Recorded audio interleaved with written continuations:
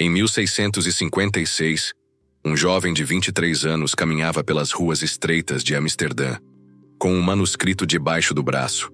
Suas mãos tremiam, mas não de medo, e sim de excitação.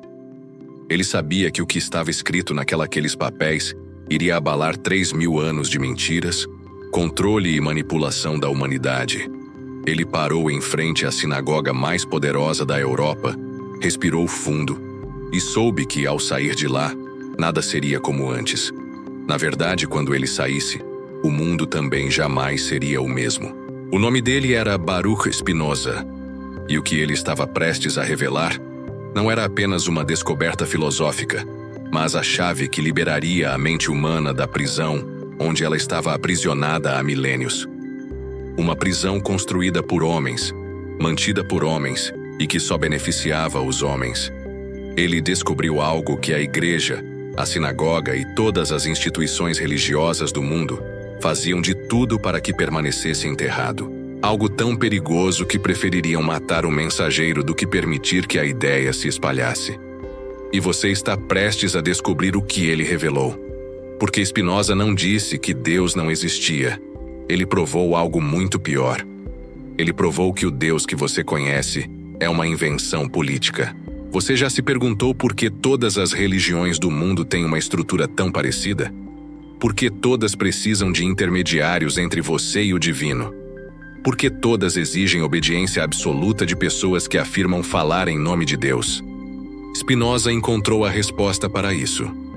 E quando você souber o que ele descobriu, nunca mais olhará para uma igreja, mesquita ou sinagoga da mesma forma. Mas antes de contar tudo isso, preciso contar uma história. Uma história que tentaram apagar dos livros de história. Era julho de 1656. Amsterdã estava vibrante com o comércio global. Judeus expulsos da Espanha tinham criado uma das comunidades mais prósperas da Europa. Entre eles, havia uma família de comerciantes portugueses, os Spinoza. Baruch Spinoza cresceu estudando a Torá, o Talmud e todos os textos sagrados do judaísmo. Suas anotações eram impecáveis, sua memória extraordinária. Seus mestres o viam como um futuro grande líder religioso. Mas havia algo diferente nele. Algo que começou como uma pequena curiosidade intelectual e cresceu para se tornar uma obsessão. Com 16 anos, ele fez a primeira pergunta perigosa.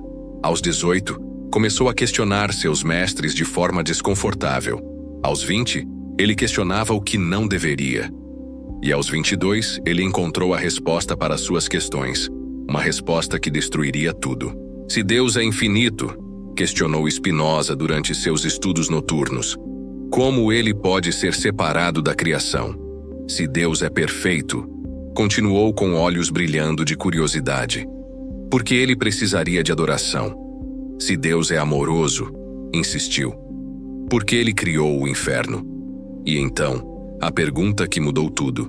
Se Deus sabe tudo o que vai acontecer, por que ele se ira quando as coisas acontecem exatamente como ele sabia que aconteceriam? O silêncio que se seguiu não foi apenas desconforto, foi pânico. Porque Spinoza havia tocado no nervo exposto de todas as religiões organizadas. A contradição fundamental que sustenta todo o sistema de controle. Inicialmente, seus mestres tentaram responder com evasivas. Os caminhos de Deus são misteriosos, disseram. Depois tentaram com autoridade. Não é nosso lugar questionar, insistiram. Finalmente, tentaram ameaçá-lo. A dúvida é um pecado, alertaram. Mas Spinoza havia descoberto algo terrível. Algo que o mantinha acordado durante a noite, escrevendo freneticamente à luz de velas.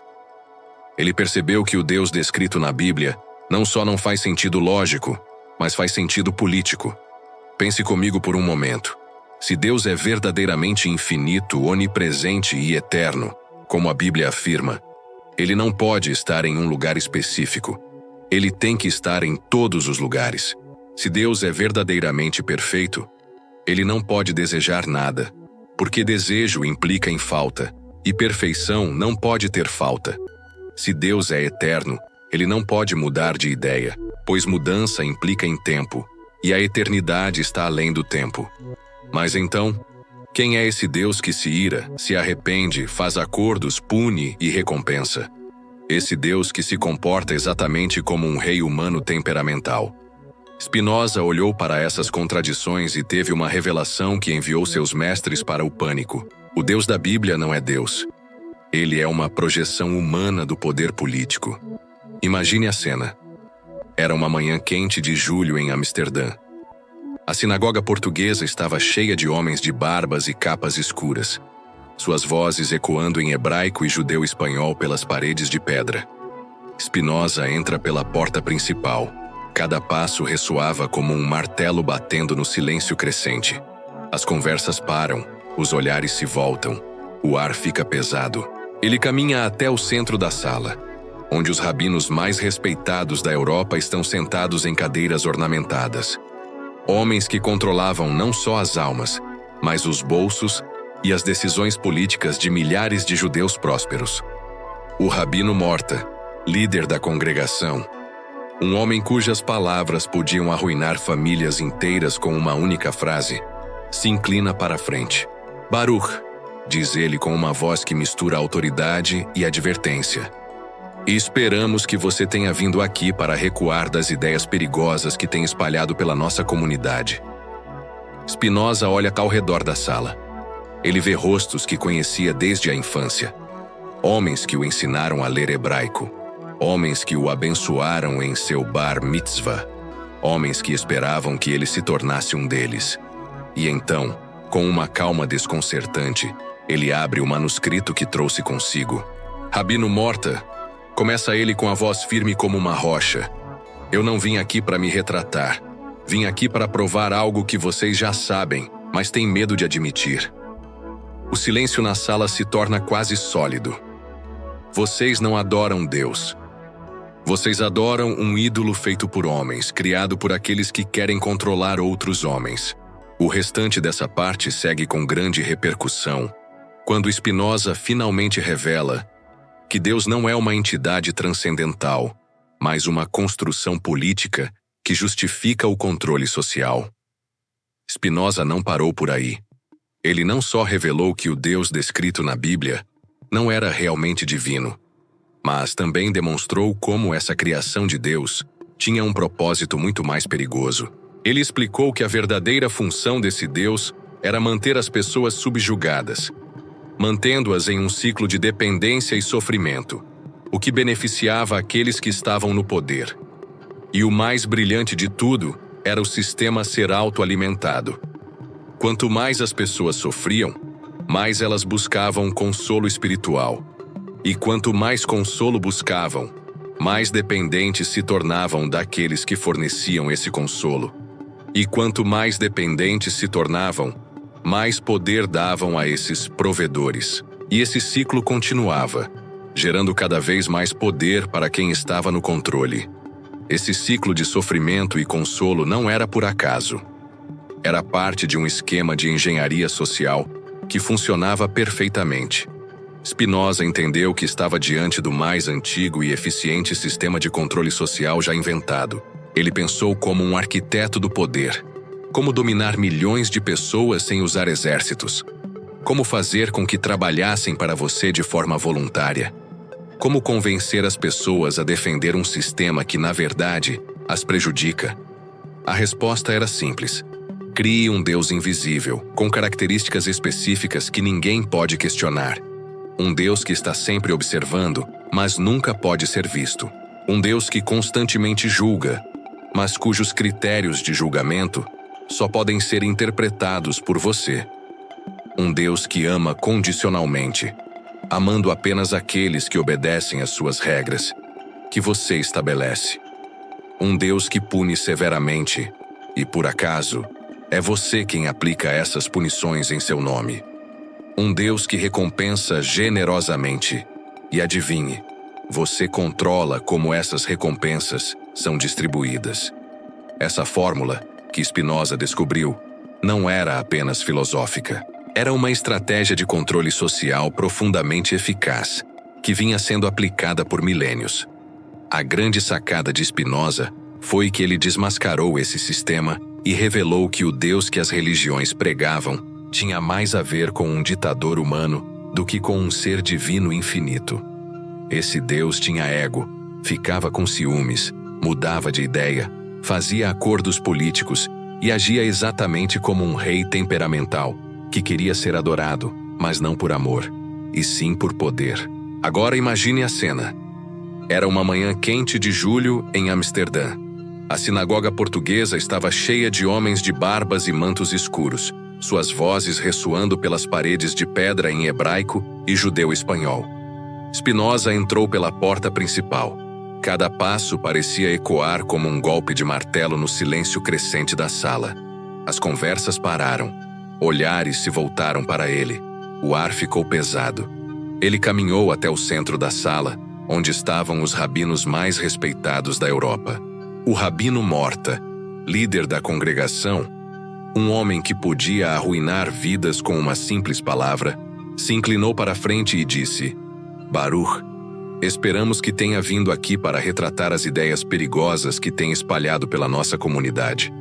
Spinoza então abriu o manuscrito e, com uma calma que deixou todos desconcertados, disse: Não vim aqui para me retratar. Vim aqui para provar algo que vocês já sabem, mas têm medo de admitir. Vocês não adoram Deus. Vocês adoram um ídolo criado por homens que querem controlar outros homens. Nesse momento, o caos tomou conta da sala. Gritos, xingamentos e até tentativa de ataque físico contra Spinoza. Mas ele ficou firme no centro da tempestade. E quando o tumulto se acalmou, ele continuou: Este ídolo que vocês chamam de Deus tem características muito convenientes para vocês, não é? Porque Spinoza não estava atacando apenas uma crença religiosa, mas um sistema de poder. Ele havia identificado um padrão, uma fórmula de controle, que os líderes religiosos usaram por milênios para garantir sua autoridade. Um padrão que ainda funcionava. Spinoza descobriu que as religiões não criavam Deus para dar liberdade ou felicidade às pessoas, mas sim para mantê-las dependentes. E o mais perigoso de tudo, ele provou matematicamente que esse sistema não era um acidente, mas uma invenção intencional. Ele revelou o grande segredo por trás do poder das religiões: a criação de um Deus invisível que controla as ações das pessoas por medo, obediência e dependência. Spinoza não parou por aí. Depois de revelar a verdadeira natureza de Deus e a manipulação por trás das religiões, ele foi ainda mais longe, desafiando tudo o que a humanidade acreditava sobre Deus, liberdade e até mesmo a própria vida. Ele sabia que não podia simplesmente expor a fraude. Ele precisava oferecer uma solução, uma nova maneira de ver a realidade, algo que quebraria todos os paradigmas. Nos meses seguintes àquela confrontação na sinagoga, Spinoza se trancou em seu quarto. Ele mal comia, dormia ainda menos. Suas noites eram dedicadas a estudar, não só textos religiosos, mas também matemática, física, astronomia. Ele queria entender a verdadeira essência de Deus, não o Deus inventado pelos homens, mas a força real por trás do universo. Uma manhã de inverno, enquanto observava os flocos de neve caindo pela janela, ele teve uma revelação que mudaria tudo. Cada floco de neve seguia leis físicas perfeitas. Cada cristal de gelo se formava de acordo com padrões matemáticos precisos. Não havia capricho, não havia humor temperamental, não havia favoritismo, apenas leis. Leis que funcionavam com consistência absoluta. As mesmas leis que faziam os planetas girarem, que faziam seu coração bater, que faziam a luz viajar e a música soar. E ele percebeu. Isso era Deus. Não um ser antropomórfico sentado em uma nuvem, mas a própria estrutura lógica da realidade.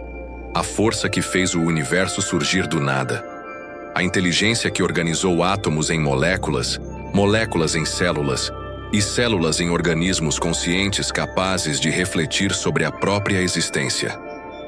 Esse Deus não tinha ego porque era infinito demais para precisar de validação. Ele não se irava porque era perfeito demais para se sentir ameaçado. Ele não fazia acordos políticos porque era universal demais para ter favoritos. Ele não exigia adoração porque era completo demais para precisar de algo externo. Se você quer conhecer Deus de verdade, disse Spinoza aos rabinos em aquela sala abafada, parem de procurar em livros escritos por homens. Olhem para a natureza. Olhem para a realidade. Usem a razão que Deus lhes deu. E então ele disse algo que gelou o sangue dos rabinos. O verdadeiro Deus não está escondido atrás de rituais complicados e interpretações misteriosas que só vocês podem entender. Ele está bem na sua frente, o tempo todo, disponível para qualquer um que tenha coragem de abrir os olhos. Spinoza estava dizendo que Deus, o verdadeiro Deus, não era um ser distante, controlado por livros e intermediários. Ele estava em tudo. Ele era a realidade em si. Ele era a lógica matemática que fazia as estrelas brilhar e os planetas girarem. E qualquer pessoa com razão poderia se conectar diretamente com esse Deus, sem precisar de ninguém para mediar essa relação. Esse conceito não era apenas filosófico, mas uma revolução espiritual. Spinoza estava dizendo que todos tinham acesso direto ao divino. Não importava a religião, não importava a autoridade. Todos podiam acessar o verdadeiro Deus pela razão e pela observação do mundo natural. Essa ideia era mais perigosa do que o ateísmo. O ateísmo deixava a religião como uma opção. Mas o que Spinoza estava propondo tornava a religião organizada obsoleta. Se ele estava certo, os sacerdotes, rabinos, pastores, ímãs, todos perderiam seu poder. Não haveria mais necessidade de intermediários. Poucas semanas depois dessa reunião, numa manhã cinza de agosto, alguém bateu à porta da casa de Spinoza. Era um homem vestido de preto, com um envelope lacrado. Spinoza o abriu e, ao ler, soube o que estava por vir. O Scheren, o decreto de excomunhão mais severo da comunidade judaica de Amsterdã. Mas quando leu o conteúdo, percebeu que não se tratava apenas de uma excomunhão. Era uma tentativa de apagá-lo da história. O documento não só o bania da comunidade religiosa, mas ordenava que ele fosse tratado como morto. Que ninguém fale com ele, nem por palavras, nem por escrita. Que ninguém faça-lhe nenhum favor. Que ninguém more sob o mesmo teto que ele. Que ninguém se aproxime dele a menos de 4 côvados. Que ninguém leia qualquer coisa escrita por ele, dizia o decreto. 4 côvados, cerca de 1,80 km. A distância exata que se deve manter de um cadáver em decomposição. A mensagem era clara. Ele não existia mais. Mas a parte mais assustadora do decreto vinha logo em seguida. Que ele seja amaldiçoado de dia e de noite. Amaldiçoado ao deitar e ao levantar. Amaldiçoado ao sair e ao entrar. Era como se quisessem apagar sua existência, não apenas da comunidade, mas da própria realidade. Naquela tarde, algo extraordinário aconteceu. Sua irmã mais nova, Rebeca, chegou em casa chorando. Vizinhos a chamavam de Irmã do Herege.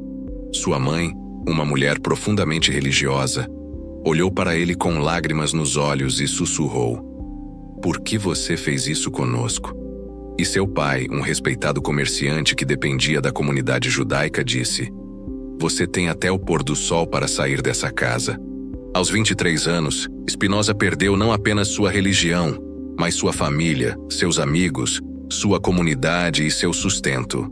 Ele se tornou literalmente um fantasma nas ruas de Amsterdã. Pessoas que o conheciam desde a infância atravessavam a rua quando o viam. Comerciantes se recusavam a vender-lhe comida. Proprietários não alugavam quartos para ele. A comunidade judaica de Amsterdã tinha cerca de 4.000 pessoas, e essas 4.000 pessoas receberam ordens de tratá-lo como se ele não existisse mais. Qualquer pessoa normal teria se rendido, implorado perdão, feito qualquer coisa para voltar à segurança daquela comunidade. Mas Spinoza não era uma pessoa normal. Em vez de se desesperar, ele sorriu. Em vez de se arrepender, sentiu-se liberto. Em vez de recuar, decidiu provar definitivamente que estava certo. Nos 20 anos seguintes, vivendo em pequenos quartos nas periferias de cidades holandesas, ganhando a vida fazendo lentes para telescópios e microscópios, Spinoza fez algo nunca antes feito na história da humanidade. Ele mapeou com precisão matemática como o universo realmente funciona. Spinoza não parou por aí. Ele continuou a buscar, com afinco e dedicação, as respostas para tudo o que o incomodava no mundo e na vida. Sabia que a chave para a verdadeira liberdade não estava apenas em desmascarar as mentiras religiosas que aprisionavam as mentes das pessoas, mas também em mostrar o caminho para libertar a humanidade das falsas ideias sobre o que era real, certo e justo. Ao longo de 20 longos anos, ele dedicou-se a refinar suas descobertas, e sua vida se tornou uma jornada solitária de busca e revelação. Ele já havia mostrado que as religiões não passavam de instrumentos de controle social disfarçados de divindades, mas ele não queria apenas revelar esse sistema de manipulação. Spinoza estava agora mais interessado em mostrar o caminho para a verdadeira liberdade. Uma liberdade que surgiria do entendimento profundo das leis que regem a existência. Durante esse tempo, Spinoza trabalhou incessantemente para mapear a realidade, para desvendar as leis naturais do universo. Ele acreditava que a verdadeira sabedoria estava em entender essas leis, em compreender o que realmente governava o funcionamento do mundo e da mente humana. Isso não era uma tarefa fácil. Spinoza, longe das luzes da ribalta intelectual, longe de sua antiga comunidade, isolado da maior parte do mundo que o havia excomungado, teve que se apoiar apenas na sua mente e em sua paixão pela verdade. Ele não tinha muitos recursos, mas a sua determinação era inabalável. Spinoza passou os dias fabricando lentes de altíssima precisão para telescópios e microscópios. Seus olhos estavam constantemente expostos à poeira de vidro, seus pulmões sendo envenenados por ela, e suas mãos, calejadas de tanto polir as lentes, tornaram-se um reflexo do imenso esforço que ele colocava em sua busca pelo entendimento mais profundo da vida e do universo. Mas foi durante as noites, quando o resto do mundo estava em silêncio, que Spinoza fazia suas maiores descobertas. Com a luz fraca das velas que ele mesmo fabricava para economizar, ele se debruçava sobre as mais complexas equações, diagramas e teoremas, escrevendo com um fervor incansável. O que ele estava escrevendo não era apenas um livro de filosofia, mas um manual de engenharia da própria realidade. Uma análise que poderia mudar a forma como qualquer ser humano compreendia sua própria existência. Spinoza organizou seus pensamentos de uma maneira extraordinária. Ele seguiu os exemplos dos matemáticos gregos e de filósofos como Euclides, criando definições precisas, axiomas inquestionáveis e proposições logicamente derivadas, acompanhadas de demonstrações matemáticas irrefutáveis. E, em vez de tratar de teoremas sobre triângulos como fazia Euclides, ele abordou temas como Deus, a mente humana, as emoções, a liberdade, a eternidade e a própria essência da existência humana. Cada um desses teoremas que ele expôs era mais do que uma simples tese acadêmica. Eles eram bombas prestes a explodir as fundações das religiões organizadas e dos sistemas de controle que governavam a sociedade. Alguns dos teoremas que Spinoza escreveu são tão revolucionários e desafiadores que, por muito tempo, as pessoas temeram divulgar essas ideias. As editoras se recusavam a publicar suas obras. As autoridades proibiam sua circulação. Até os amigos mais próximos de Spinoza lhe pediam, imploravam para que ele não publicasse seus escritos. Por quê? Porque as ideias de Spinoza não atacavam apenas o judaísmo ou o cristianismo. Elas desafiavam toda e qualquer forma de religião organizada que já havia existido na história da humanidade.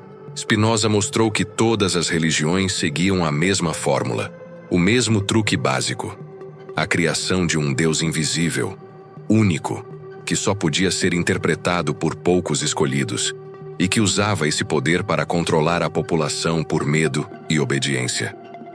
E a parte mais assustadora de tudo: Ele provou matematicamente que essa fórmula não era um acidente, mas uma invenção cuidadosamente planejada. Ao longo de 3,0 anos de história, desde Abraão até os dias de Spinoza, uma pequena elite de homens astutos descobriu o truque perfeito para controlar populações inteiras, sem precisar de exércitos ou força física. Criar um Deus invisível, afirmar que apenas você tem o poder de interpretá-lo e manter as pessoas dependentes dessa interpretação por meio de medo e esperança. A partir disso, você lucraria eternamente com a dependência das massas. Por isso, as ideias de Spinoza foram mantidas em segredo, circulando apenas entre um pequeno círculo de intelectuais europeus, pessoas que sabiam o risco que estavam correndo ao entrar em contato com esses pensamentos revolucionários. O manuscrito de Spinoza estava sendo copiado secretamente. Seus capítulos eram memorizados e destruídos para evitar que caíssem nas mãos erradas. Filósofos discutiam suas ideias em segredo. Cientistas compartilhavam suas descobertas de maneira velada, por medo da repressão. Até mesmo revolucionários usavam as ideias de Spinoza para planejar movimentos de resistência, como um vírus intelectual silencioso que se espalhava pelo continente europeu. Essa ideia de Spinoza, que o homem não precisava de intermediários religiosos para se conectar com o divino, que não precisava de nenhuma autorização ou permissão para conhecer a verdadeira natureza do universo, começou a infectar mentes de filósofos, cientistas e líderes revolucionários. Pessoas como Thomas Jefferson, Benjamin Franklin e John Adams, fundadores da democracia americana, leram Spinoza e foram profundamente influenciados por suas ideias. De fato, líderes da Revolução Francesa, como Voltaire, chamaram Spinoza de o primeiro ateu virtuoso da história. Esses movimentos revolucionários estavam, de maneira direta, atacando o poder da Igreja. E a pergunta que ficava no ar era: isso seria coincidência? Ou será que as ideias de Spinoza finalmente haviam se espalhado e afetado o mundo? Mas o que Spinoza não sabia é que a Igreja, embora enfraquecida por essas novas ideias, não ficaria para trás. Ela também começaria a se adaptar, e de forma ainda mais inteligente e, por que não dizer, sinistra. Sabiam que não poderiam mais manter o controle absoluto através do medo religioso, pois as pessoas estavam começando a questionar as autoridades divinas. Então, a Igreja decidiu se reinventar. Se não podiam mais controlar as pessoas através de Deus, começaram a controlar as massas através de substitutos seculares para Deus. Começaram a infiltrar-se em todas as instituições capazes de moldar o pensamento humano. A primeira foi a educação. Criaram universidades com currículos que ensinavam as pessoas a serem intelectualmente dependentes de especialistas, ou seja, aqueles que possuíam as credenciais apropriadas. A segunda foi a política. Desenvolveram ideologias que funcionavam exatamente como religiões, mas sem mencionar diretamente Deus. O comunismo, o fascismo, o socialismo, o neoliberalismo, todas essas ideologias prometiam a salvação através da obediência a um conjunto específico de doutrinas, interpretadas por uma classe sacerdotal secular. A terceira foi a economia. Transformaram o dinheiro na nova divindade, uma força invisível que controla a vida de todos, mas que só pode ser interpretada por economistas, banqueiros e especialistas financeiros. A quarta foi a mídia. Criaram sistemas de informação que mantêm as pessoas em um estado constante de ansiedade e dependência das notícias interpretadas por jornalistas e comentaristas que funcionavam como novos sacerdotes. A quinta foi a medicina. Estabeleceram uma ortodoxia médica, onde questionar os tratamentos oficiais era tratado como heresia, e onde a saúde era vista como algo que só poderia ser alcançado através de intermediários credenciados. E por último, a ciência. Perverteram o método científico, transformando-o em uma nova religião, onde o consenso científico substituía a doutrina religiosa e onde questionar as ortodoxias estabelecidas poderia destruir carreiras acadêmicas. Esse novo sistema de controle social, que Spinoza tinha identificado em suas críticas às religiões, se espalhou e se infiltrou nas principais instituições da sociedade moderna, criando uma rede de controle que, embora parecesse secular, ainda seguia o mesmo padrão. Spinoza, ao longo de sua vida, não apenas desafiou as normas religiosas de seu tempo, mas também lançou uma nova perspectiva sobre o próprio funcionamento do mundo e da vida humana.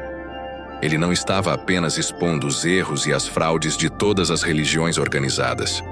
Ele estava oferecendo um novo caminho, uma nova compreensão sobre como devemos viver, tomar decisões e, principalmente, como devemos entender nosso próprio poder. Essa nova visão não era apenas filosófica, mas transformadora, capaz de alterar radicalmente a forma como cada pessoa se vê no universo. Ele descobriu algo profundamente perturbador. A liberdade, tal como é ensinada pelas religiões e pelas autoridades, é uma ilusão. Ele não estava dizendo que somos robôs sem controle ou agência. Pelo contrário, ele estava propondo que, ao entendermos as leis naturais que regem nossa vida e o universo, podemos agir de maneira mais poderosa e, de certa forma, reprogramar nossa experiência de vida. Se você entender como as leis da realidade funcionam, você poderá manipular essas leis para criar os efeitos desejados em sua vida. Se souber como seus pensamentos se formam, poderá formar pensamentos diferentes. Se entender como suas emoções são criadas, poderá aprender a controlá-las e direcioná-las. Se compreender como seus hábitos se desenvolvem, você será capaz de mudá-los para criar novos comportamentos mais eficazes e mais saudáveis. Isso não significa controlar o universo. Significa entender o universo. E a compreensão é poder. Spinoza estava dizendo que, ao contrário do que as religiões ensinaram, você não precisa da permissão de ninguém. Não precisa de intermediários para acessar a verdadeira liberdade e felicidade. Ele estava oferecendo um novo tipo de moralidade, baseada não em regras impostas de fora para dentro, mas naquilo que aumenta sua capacidade de agir, de criar e de crescer. Para Spinoza, a verdadeira moralidade vem da capacidade de aumentar seu próprio poder e o poder de agir no mundo. Agora, em vez de seguir um código moral externo, você pode se guiar por uma bússola interna que nunca mente. Ela indica com precisão quando você está no caminho certo e quando está se afastando dele. Quando você toma decisões que aumentam seu poder, você se sente energizado, inspirado e confiante. Quando você faz escolhas que diminuem sua capacidade de agir no mundo, você se sente exausto, confuso e até mesmo deprimido. Essa bússola interna é seu guia moral. Essa abordagem de Spinoza não é apenas revolucionária, ela também é incrivelmente prática. Quando você começa a tomar decisões com base no que aumenta sua capacidade de viver uma vida mais criativa, próspera, saudável e conectada, você começa a ver os resultados de imediato. E ao contrário dos sistemas tradicionais de moralidade, onde o bem e o mal são definidos por regras externas e muitas vezes contraditórias, Spinoza ensina que o bem é aquilo que realmente contribui para o seu crescimento e para o seu poder de agir no mundo, enquanto o mal é o que te limita. Mas Spinoza vai além. Ele também nos revela uma verdade perturbadora sobre a morte, algo que vai transformar profundamente como você vê cada momento da sua vida. Durante a peste bubônica que assolou a Europa em 1665, Spinoza observou o pânico generalizado das pessoas, que acreditavam que a doença era um castigo divino. Elas rezavam, faziam penitências, tentando de todas as maneiras apaziguar a ira de Deus, acreditando que seus sofrimentos poderiam comprar a salvação.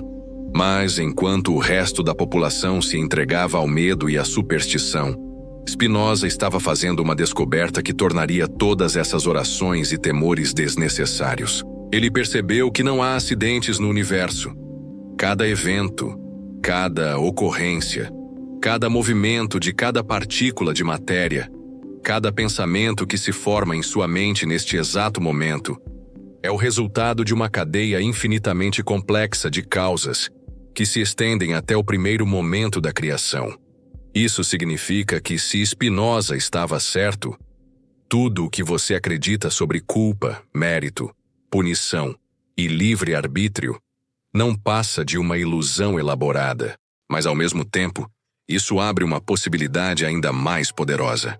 Você pode aprender a entender essa cadeia de causas e efeitos e, assim, controlar os resultados de sua própria vida. Spinoza não estava dizendo que somos meros robôs programados, sem controle algum. Pelo contrário, ele estava dizendo que, ao entender como as coisas funcionam, você pode reprogramar sua própria experiência de vida. Se você souber exatamente como seus pensamentos são formados, poderá mudá-los. Se entender como suas emoções surgem, poderá direcioná-las de maneira mais construtiva. Se souber como seus hábitos se desenvolvem, poderá mudar sua rotina para se tornar mais eficaz e saudável. Spinoza também mostrou que a verdadeira felicidade não vem de prazeres temporários, nem da busca incessante por riquezas, fama ou poder. A verdadeira felicidade vem do alinhamento com as leis naturais que governam o crescimento humano. E essas leis podem ser estudadas, compreendidas e aplicadas de forma tão precisa quanto qualquer outra ciência. Quando você se alinha com elas, sente uma sensação de alegria profunda, porque está no caminho certo. Essa é a alegria que Spinoza descreveu. A felicidade real que surge de viver de acordo com seu potencial mais profundo.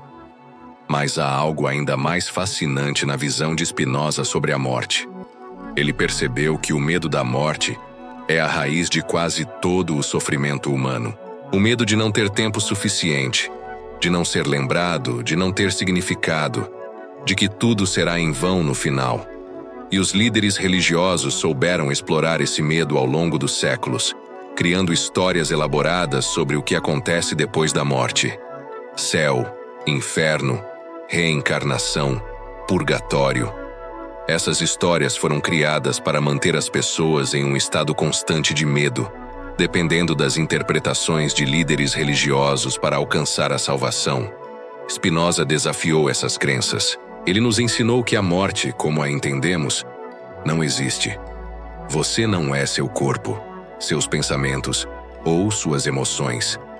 Essas são apenas manifestações temporárias da verdadeira essência de quem você é. Você é uma expressão única da força infinita que criou o universo, e essa força não pode morrer. Ela é eterna. A morte é apenas a transformação de uma forma para outra, como uma onda no oceano. A onda desaparece, mas a água continua. Esse entendimento muda tudo.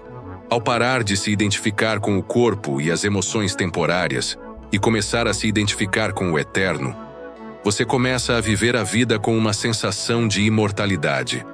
O medo da morte desaparece, não porque você acredita que está indo para algum lugar após a morte, mas porque você percebe que já está vivendo na eternidade. E isso, para Spinoza, é a verdadeira bem-aventurança. Uma alegria permanente que vem de entender sua verdadeira natureza.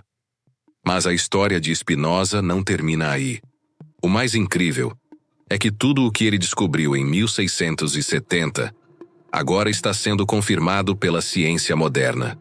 A física quântica mostra que o observador e o observado são inseparáveis, exatamente como Spinoza disse sobre a relação entre mente e matéria. A neurociência mostrou que o livre-arbítrio é uma ilusão criada pelo cérebro, exatamente como ele previu.